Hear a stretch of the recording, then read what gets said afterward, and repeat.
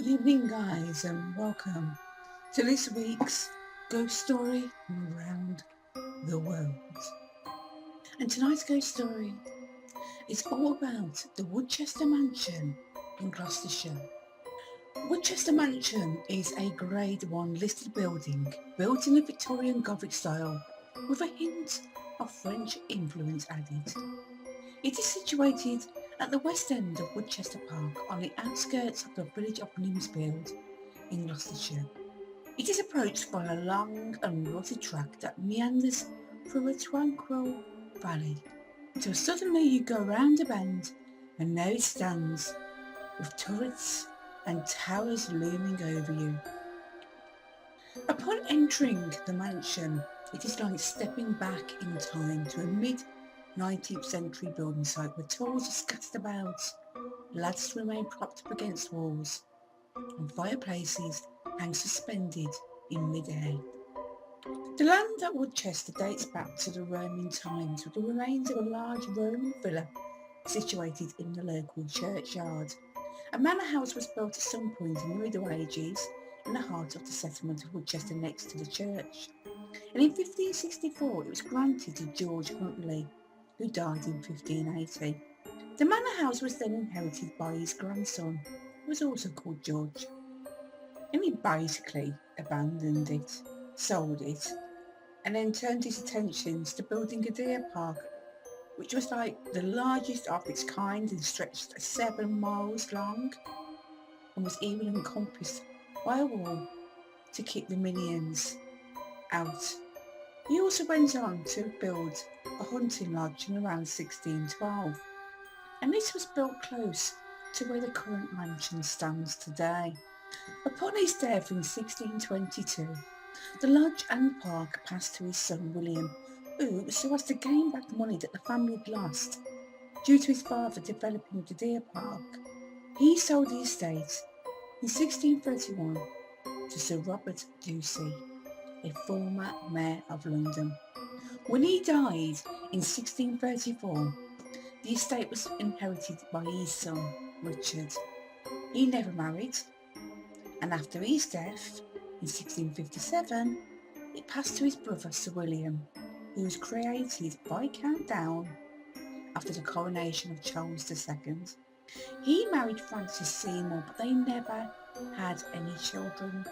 So when he died in 1679, he was instead succeeded by his niece Elizabeth Morton, who passed it on to her son upon her death in 1703. In 1720, Matthew was created Lord Ducey of Morton, and it was down to him that the park was remodelled into formal gardens, and the stream that ran through it was dammed so as to create 5 lakes.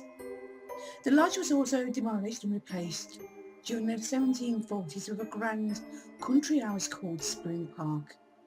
It was classical in design with a 3-storey central block and lower storey wings. It is known that in 1750, Frederick, Prince of Wales, stayed here, and after Matthew died in 1763, the estate passed to his son, Matthew Jr., who became Lord Ducey of Tortworth. Upon his death in 1770, he was succeeded by his nephew, Thomas Reynolds, who later changed his name to Morton and had the house remodelled. When he died in 1785, the estate passed to his brother Francis, who was a politician and naval officer. In 1788, he had the pleasure of entertaining King George III when he came to visit him at his estate, and probably thoroughly enjoyed showing him around the gardens. Although Francis had married previously, he married again in 1791 to Sarah Child, and upon his death in 1808, he was succeeded by his son Thomas from his first marriage. Thomas was created the Earl of Ducey in 1837, and it was during his time that the house was enlarged and the gardens and park remodelled. Large sums of money were spent so as to do this, money that he didn't really have to spend. Legend has it that when Thomas died in 1840, his son Henry inherited the estate and the title of 2nd Earl of Ducey. He threw a lavish dinner party to celebrate his succession, only for it to be ruined when he found the seat that he intended to sit in at the head of the table occupied by the ghost of his dead father. Obviously seeing his dead dad was rather a shock to him, and it frightened him so much that the 2nd Earl left the house and never returned to it ever again. And there goes a pink elephant. What really happened was this. He found that the house needed repairs that cost £8,000 and he simply could not afford to have them fixed. With that, he sold the house and northern part of the estate to William Lee in 1845 for £170,000. William took up residence in what was called Park House, which overlooked Spring Park, which he decided was not to his taste and he wanted to alter it. It was then decided that with the amount of repairs that were needed to the property, it would be best to start afresh with a new building. And so in the late 1850s, he employed a young local architect called Benjamin Bucknell to design his dream home, one that would be a testimony to his Catholic beliefs. And for the next 16 years, craftsmen and builders laboured on its construction.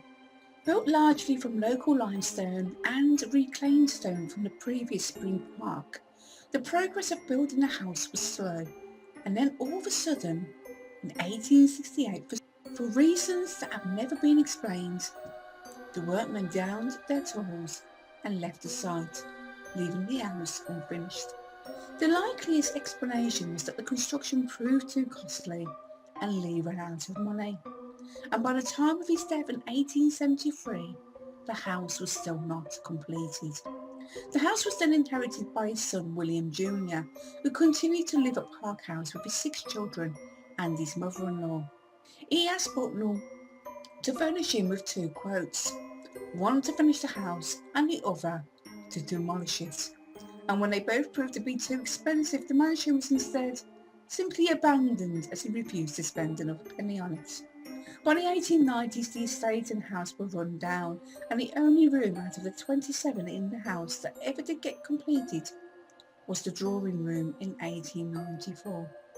And that was only done because Cardinal Thorne, Roman Catholic Archbishop of Westminster, was going to go there for a visit. So obviously they had to swank some of it up, and after that, the house was just left to stand there, empty. After William Jr.'s death in 1906, it was his daughter Blanche who proposed to have the mansion finished and recover the cost of doing so by letting the house out. She had her head screwed on, she did indeed. Unfortunately though, her alcoholic brother Frank, who'd recently been admitted into hospital because of his drinking, went and popped his clogs a year later, in 1907, and because of that, the plans were never carried out. The estate then passed to her other brother, Vincent, who lived in the house for a brief amount of time while his sisters lived in the gatehouse. Eventually he sold the estate in 1922 to John Henry Tooley, a stockbroker from Malvern. However, Blanche was determined to get her hands back on the estate, and by 1935 the mansion was back in the Lee family. By now Blanche was in her 70s and she wanted to sell the estate to a religious order that would make use of the mansion, in particular its chapel. Instead, she ended up selling it to a mental hospital who wanted to use the mansion as offices in 1938.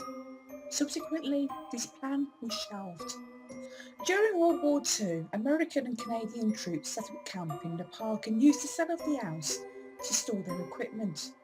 They also used the lakes in the park to train for the D-Day landings. The security here at that time was incredibly high, and the public were not able to access the park, obviously as they wanted to keep everything hush-hush. Even after the war, it remained out of bounds to the public, and in 1953 the estate was sold on and leased out to Reginald Kelly, who took it upon himself to try and sort the estate out. Sadly though, by the 1970s it had fallen into disrepair again and was sold again to Stroud District Council who went about setting up the Woodchester Mansion Trust, who have taken care of it since. The mansion is now open to the public between April and October at the weekends, and the park is now the property of the National Trust.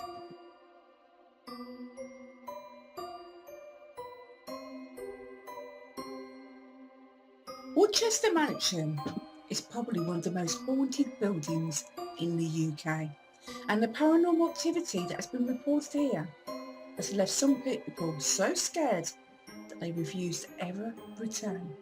Legend has it that long before Woodchester or even Spring Park existed, it is said that Sir Rupert de Lansigny killed his cousin to gain control of the estate, and to this day, a phantom horseman has been seen near one of the park's lakes. It is believed that this is the ghost of Sir Rupert, who is condemned to wander the grounds for eternity.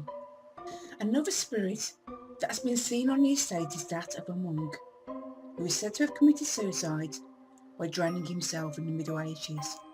A tall man has been seen walking along the track to the north of the house leading to the park, and children have also been spotted playing near the boathouse.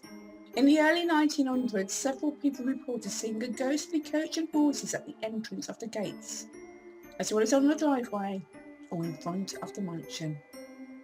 In 1902, a local vicar reported seeing a strange apparition at the gates of the mansion, and needless to say, he never returned to the property ever again.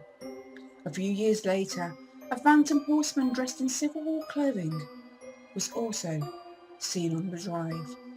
One evening, a tour guide was leaving the house, and as she drove down the track, she noticed a little girl walking towards her. She thought nothing about it at the time and continued to drive past her. A few days later, she was attending a séance where the medium announced that she had a little girl with her who wanted to talk to the lady that had passed along the lane. It is said that her little girl had drowned in one of the lakes in the 1970s. Could it be possible that the two were linked? During one of the exercises that the American and Canadian soldiers took part in to ready themselves for the D-Day landings, a bridge over one of the lakes collapsed and several soldiers were killed. Their bodies were brought back to the house, where mediums have sensed the presence of men in military uniforms. The eerie sounds of 1940s music has also been heard echoing along the corridors, and the aroma of bacon frying has also been smelled. Bacon. The cellar is considered by many to be the most haunted part of the house, and it is built over the original Spring Park cellar, which lies deep beneath its limestone floors. One of the most disturbing spirits that has been seen here has been described as being a dwarf wearing dirty, torn clothes, which crouches in the corner of the far chamber. Those that have encountered the spirits say that it is evil, and people have reported being pushed and prodded. Is it in the doorway or by the doorway? Well, there was a man standing. There was a man standing by the doorway. I saw that. There was a definite person stood there. Is there anybody there? A rather sinister looking character. It was sort of really sort of menacing, wasn't it? Yes. To me, it looked like it was just stood there. Very dark. Very dark. In the middle of the doorway. Does he have something Okay, on? can I Does he just- have something on that can pull a hood up or something? Can I just say something? I didn't see anything. Can I just say something? Yeah. I just caught something on camera there I can't explain. I don't know what.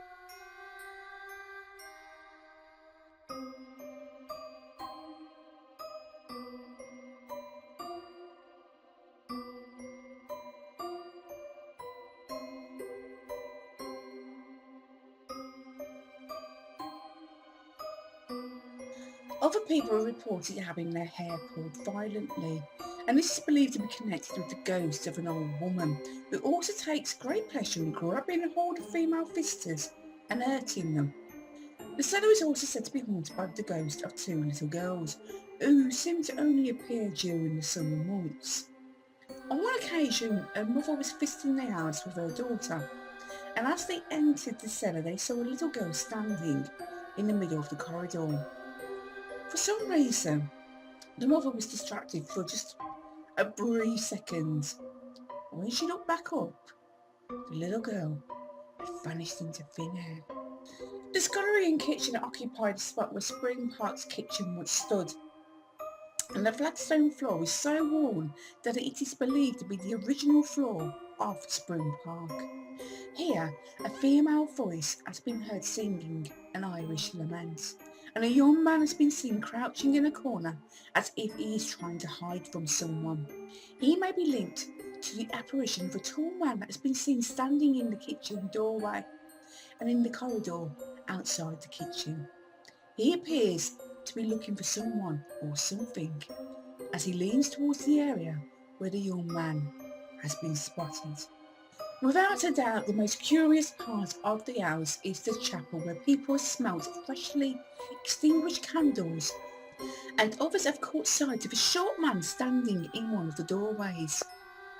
It is said that he just stands there, gazing up at the windows, and gives those that see him the impression that he's concerned about them. In fact, recently repair work has had to be done to them, so maybe there was a reason he was looking at them. He's also been blamed for flicking small stones across the room or at people. The sound of people speaking in French has also been picked up on EVP in there. In the Great Hall, strange mists have been spotted as well as a misty figure, and the sound of hammering on the door has also been heard. A young girl has been seen skipping up and down the main staircase, which is located in the area where the staircase of Spring Park once stood.